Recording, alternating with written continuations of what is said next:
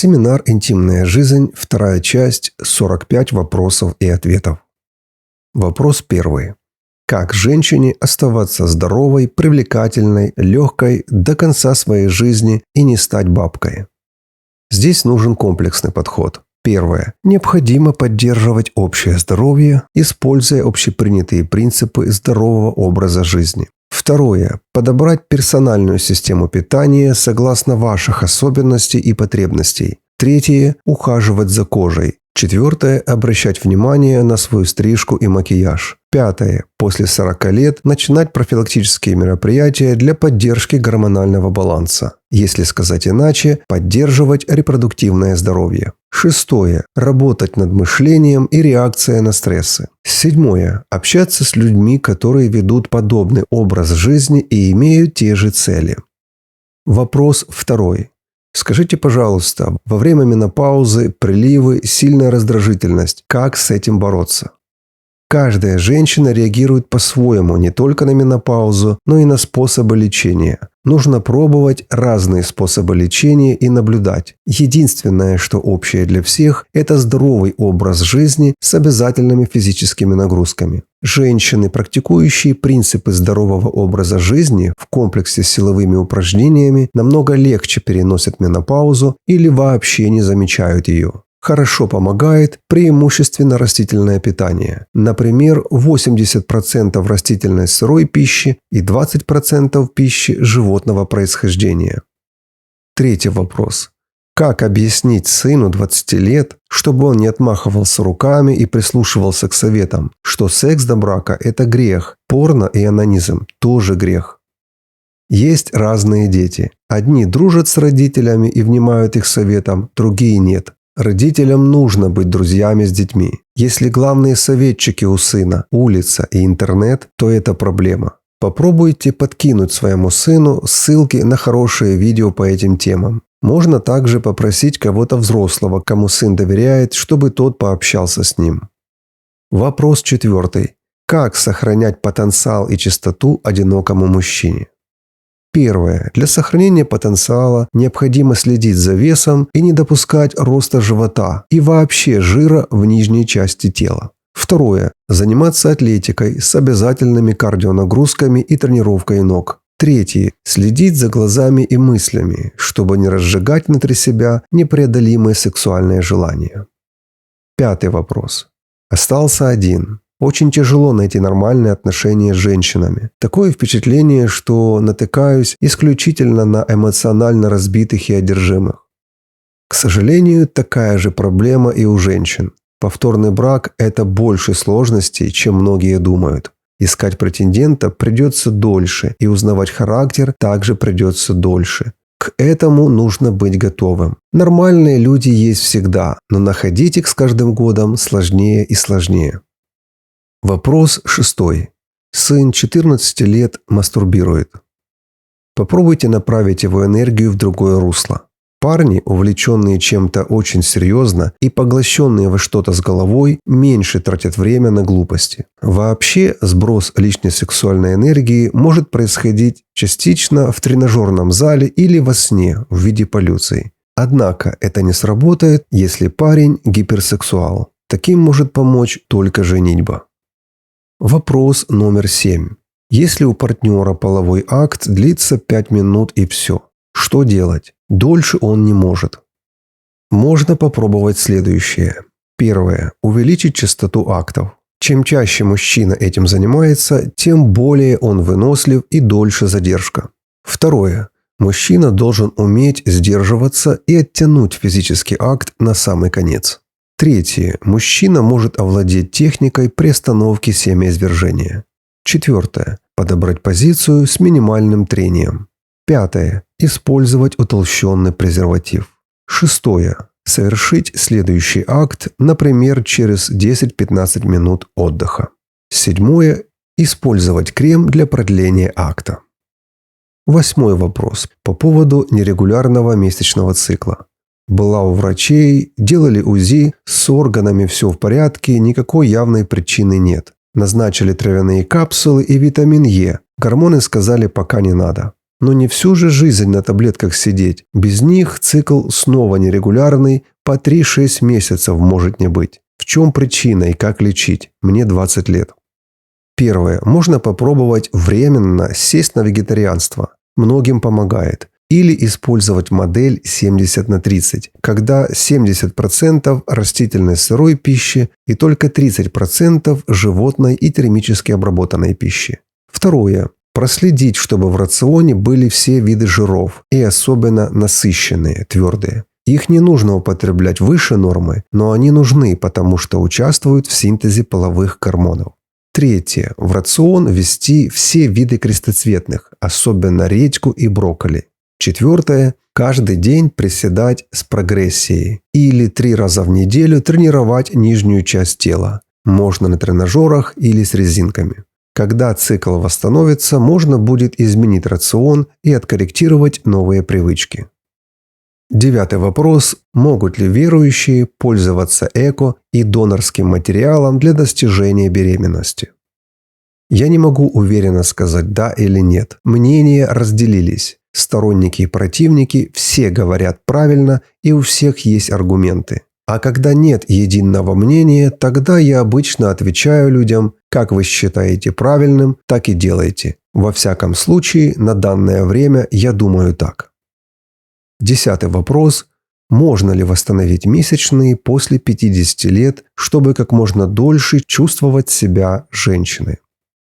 Я слышал разные истории и есть успешные. В основном это получилось у женщин, которые перешли на сыроедение и занимались активной физической деятельностью. Однако сыроедение должно быть правильным и продуманным, а не принципиальным. У одних женщин восстановился цикл, а у других нет. Но самое главное, все женщины стали чувствовать себя очень хорошо.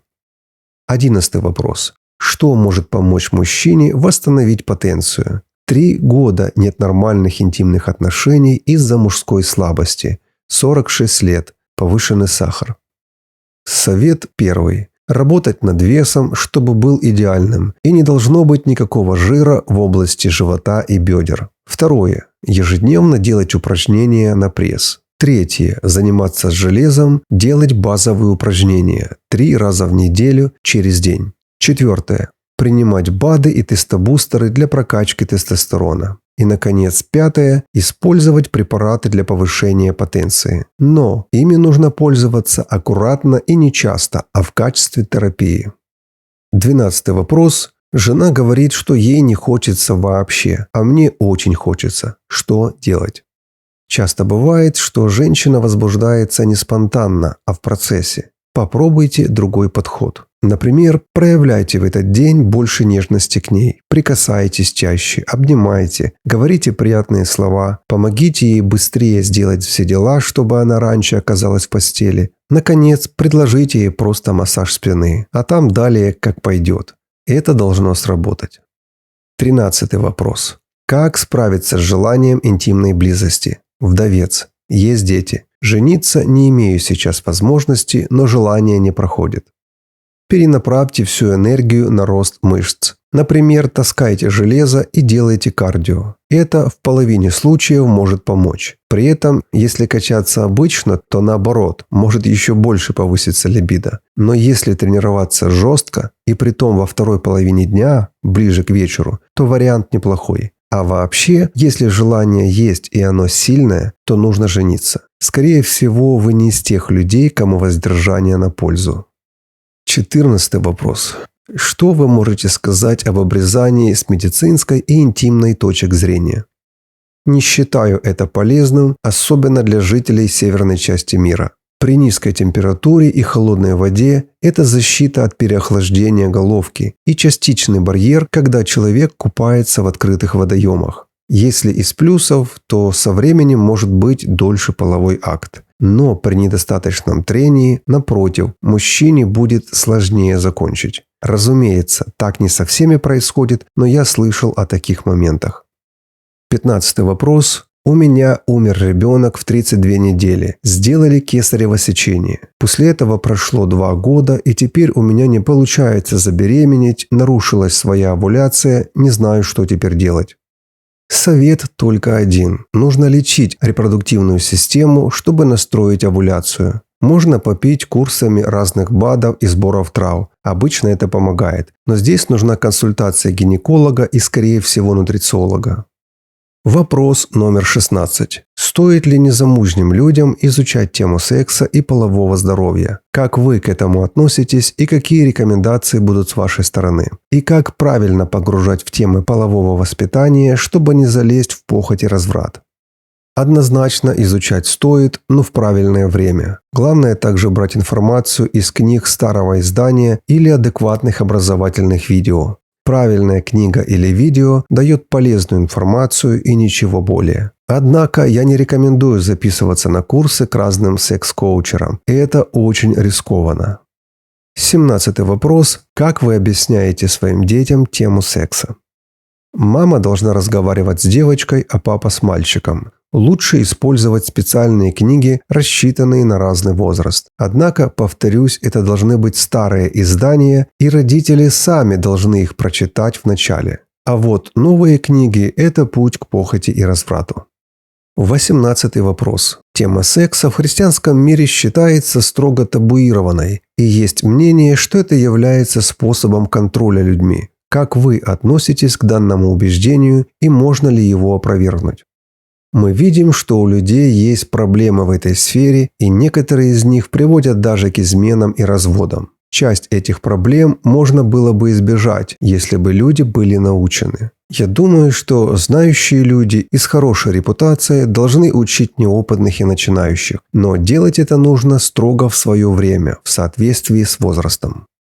19 вопрос. Что такое развратность и похоть с вашей точки зрения? Какие духовные или психологические факторы могут влиять на это?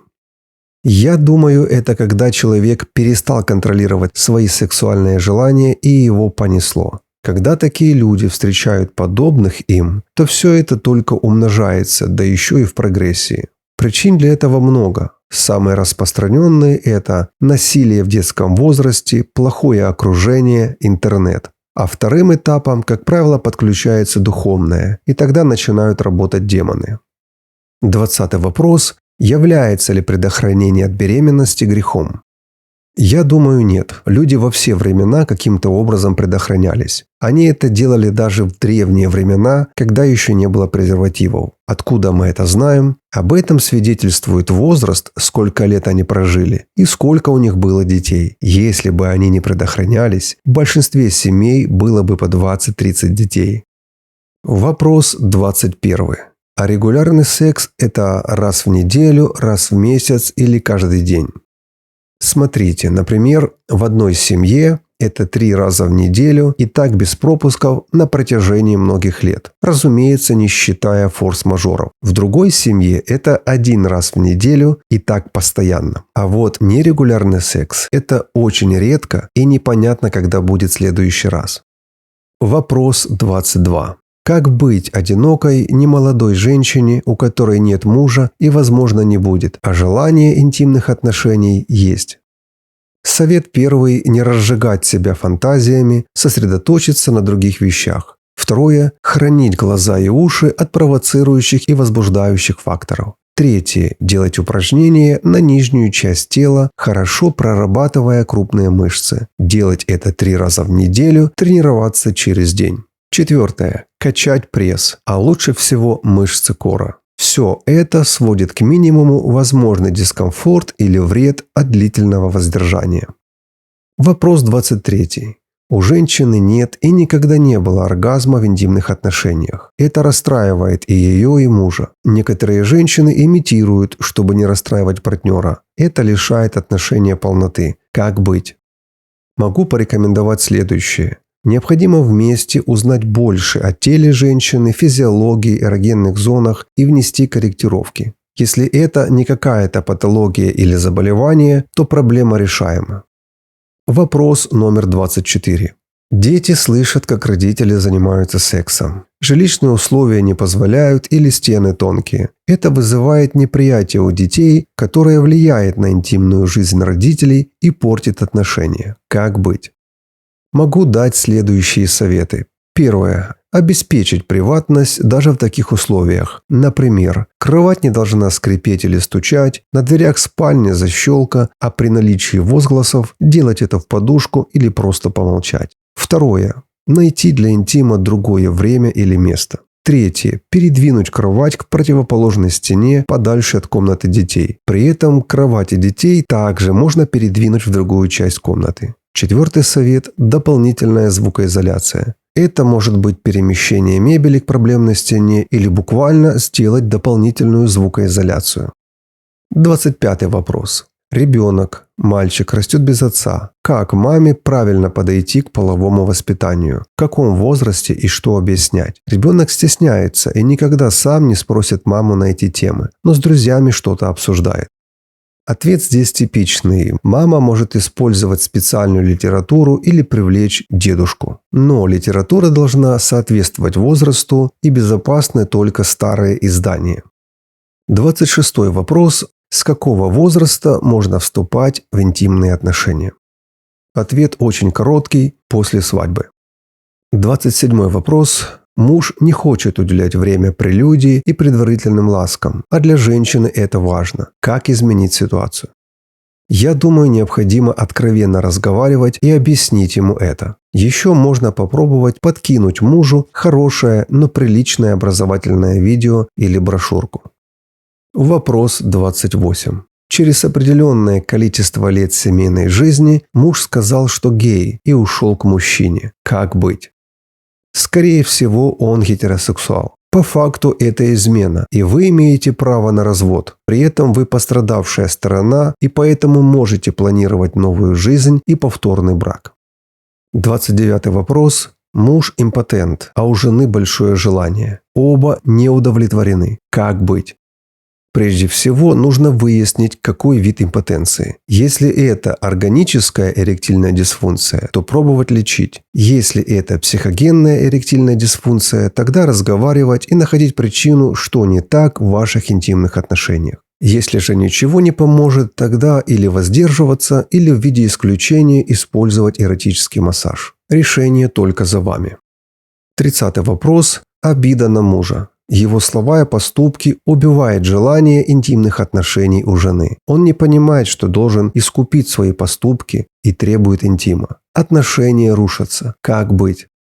Я думаю, что необходимо прямо говорить об этом и решать проблему, но не языком ультиматума, а по-доброму и с мудростью. Даже если вы уже пробовали и не помогло, все равно нужно садиться за стол переговоров и разговаривать. Вопрос 31. Жена стареет, и муж стал заглядываться на молоденьких девочек, так как жена его больше не возбуждает. Как быть жене? Я понимаю, что чем старше женщина, тем сложнее оставаться сексуальной для своего мужа. Но это возможно. Если сложилась такая ситуация, необходимы действия со стороны жены. Попробуйте перезагрузить отношения и внести новизну. Я видел интервью женщины, которой за 80, а она имеет секс каждый день. У нее стрижка, легкий макияж, стильно одета, и она активна в этом вопросе. Я уверен, ее муж доволен. Так что возраст – это условное понятие. Вопрос 32. Что делать, если партнеры возбуждаются только от просмотра порнографии, а по-другому не получается?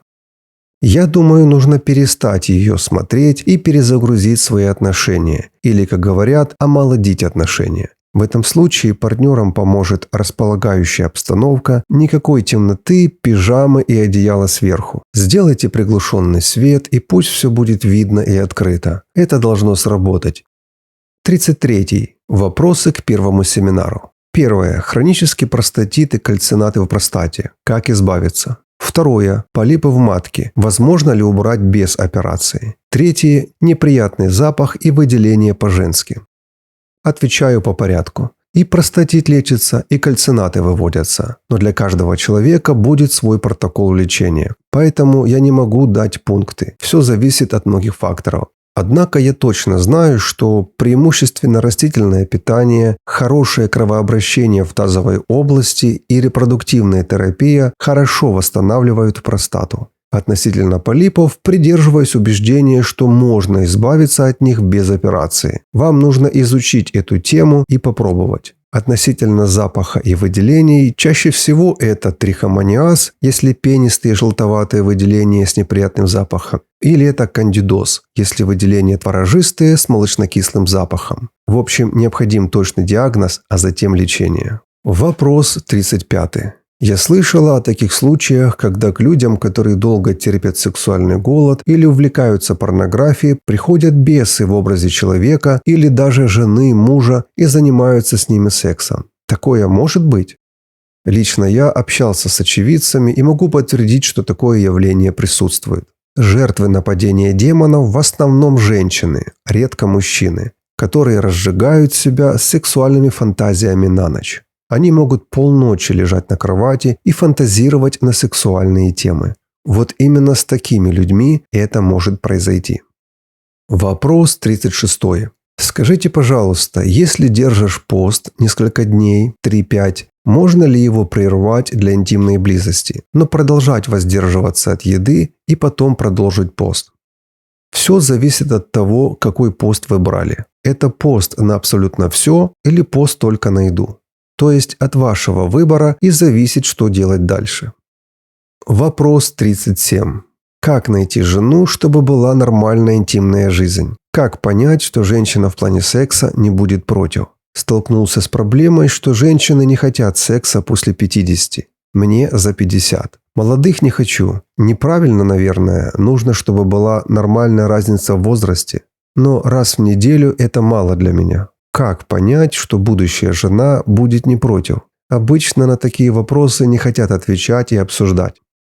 Очевидно, что такие вопросы не задают на первом свидании. Однако по мере общения с человеком в любом случае будут подниматься и такие вопросы. Во всяком случае, вам придется задавать прямые вопросы, и не факт, что вам искренне ответят. В моем первом семинаре я давал характеристики людей с разным сексуальным желанием. Зная их, вы можете в процессе общения распознать, что это за женщина, и затем делать выводы. Вопрос 38. Если во время интима мало и нужно еще, но женщина отказывается, как договориться? Второе. Утром хочется гораздо чаще и посильнее. Как договориться и рассказать, чтобы женщина поверила, что это действительно нужно? Третье. Бывает нужны прикосновения, ласки руками, поцелуи, чтобы пришло возбуждение, как супруге, так и мужу, в том числе в интимных местах. Но жена насмотрелась каких-нибудь проповедников и теперь всего боится. Первое. Должна быть причина, почему она отказывается. От этой причины нужно отталкиваться и находить оптимальное решение. Второе. Утром действительно выше либидо и хочется больше. Если время позволяет, то лучше заниматься сексом утром. Однако, как убедить вашу женщину, я не знаю. Похоже, она имеет более низкую сексуальную потребность, чем вы, а следовательно, она все равно не услышит вас. Третье. Относительно ласк есть две крайности. Есть пары, которые совершают акт через простыню с дырочкой. И это не вымысел, люди так научены. Другие пары, напротив, насмотрелись фильмов для взрослых и пытаются все это внедрить. Очевидно, что правда посередине. Судя по вашему вопросу, уже ясно, что вы с супругой в разных лагерях. Я думаю, в вашем случае правильнее будет считаться с мнением жены и не давить на нее, иначе ваши отношения могут пострадать. Главное правило – все нужно делать по обоюдному желанию и согласию.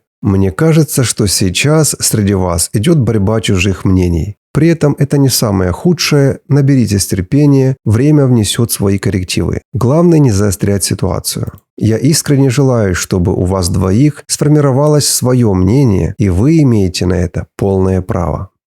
Вопрос 39. Усталость друг от друга в браке. Муж предлагает камасутру и секс-игрушки, а жене нужно обновление романтических чувств. Как сохранить отношения? Это правда. Многие женщины в отношении сексуальной жизни думают совсем не так, как мужчины, и этому не нужно удивляться. Рано или поздно подобный вызов станет перед каждой семьей. В результате этого или произойдет перезагрузка отношений, или все потухнет окончательно. В данном случае можно попробовать следующее – направить всю совместную энергию на удовлетворение желаний жены. Когда это произойдет, она будет более открыта к перезагрузке интимных отношений. Вопрос номер 40. Я давно разведена, больше 20 лет. Какие-то переживания сексуальные происходят только во сне. Если снится секс с бывшим мужем, то никаких острых переживаний нет. А если какая-то даже незнакомая женщина, и у нее просвечивают половые органы из-под шифонового прозрачного платья, просто от взгляда на это и никакого другого взаимодействия у меня происходит сильное сексуальное желание и спазм в матке. Во сне. Нормально ли это, что от созерцания женских органов? Хотя по логике должно быть от противоположного пола. Или неважно. Главное, что какая-то разрядка. Бывший муж много лет назад загулял и перестал жить со мной. Через 2 года, живя просто как служанка, я подала на развод. Может, эта перенесенная обида на всех мужчин так выражается через возбуждение женщин, а не от мужчин. Если это только во сне, то это не похоже на бисексуальность. Теоретически это может быть проекция перенесенной эмоциональной травмы, о которой вы написали в последнем абзаце. Но о такой реакции во сне я слышу впервые в жизни. Если по науке, то это похоже на перевозбуждение. Смотрите, если для таких снов нет предпосылок, то вам, возможно, нужно полное эмоциональное исцеление. А если есть предпосылки перед сном, например, эротические фантазии и что-то подобное, то это и может быть причиной таких снов. Вопрос 41. В мире идет пропаганда секса, свободных отношений, вседозволенности через фильмы, интернет и тому подобное, в том числе и для молодежи и подростков. Как уберечь еще неразумных детей, подростков от влияния и ошибок в этой сфере, когда они проходят период самоутверждения среди сверстников и отрицания родительского авторитета? Я думаю, однозначно родителям нужно брать инициативу в руки и формировать правильное мышление детей с самого детства. Если родители не научат детей, что и как правильно, улица и интернет научат, как неправильно. И тогда у детей будет только один выбор – неправильный. Так что именно родители должны закладывать правильное основание.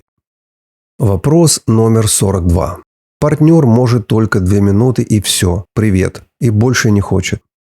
Отвечаю. Если он не хочет, это один вопрос. Значит, у него такая половая конституция. Если он не может, это уже другой вопрос. Вообще на половую конституцию повлиять можно, но сложно. В вашем случае вам придется хорошо потрудиться, чтобы ваш партнер имел более высокое либидо. А вот если причина в его физической неспособности на второй акт, здесь нужно учитывать возраст. По статистике, только молодые люди практикуют более 1 акта за ночь, а мужчины среднего и старшего возраста обычно имеют всего 1 акт за ночь. Хотя это не относится к гиперсексуалам.